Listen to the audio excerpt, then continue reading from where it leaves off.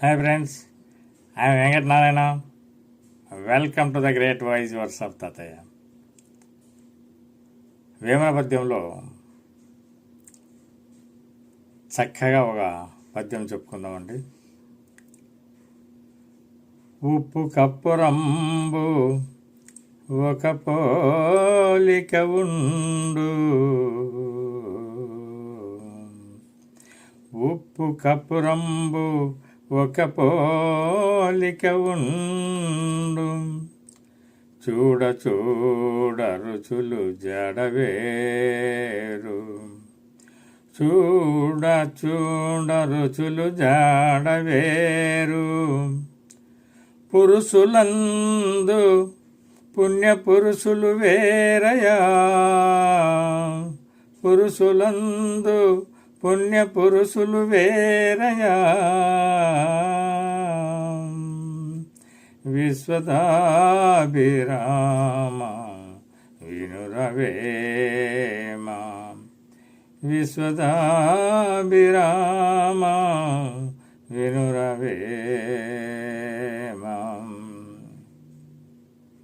దాని అర్థం ఏంటంటే, వేమన గారు ఏం చెప్పారంటే, ఉప్పు కర్పూరం చూడ్డానికి ఒకేలాగా ఉంటాయి. ఉప్పు కర్పూరము చూడ్డానికి ఒకేలాగా ఉంటాయి, కానీ వాటి రుచి చూసినట్లయితే వేరువేరుగా ఉంటాయి. రుచులైతే చాలా వేరువేరుగా ఉంటాయి. ఉప్పు కర్పూరము ఒకేలాగే కనపడతాయి మనకు చూడ్డానికి, ఆ రుచి చూసినట్లయితే వేరువేరుగా కనపడతాయి. అలాగే మనుషులంతా కూడా సమాజంలో కానీ బయట కానీ మనుషులంతా కూడా ఒకేలాగే కనిపిస్తారు, కానీ అందులో పుణ్యపురుషులు వేరుగా ఉంటారు, మంచివాళ్ళు వేరుగా ఉంటారు.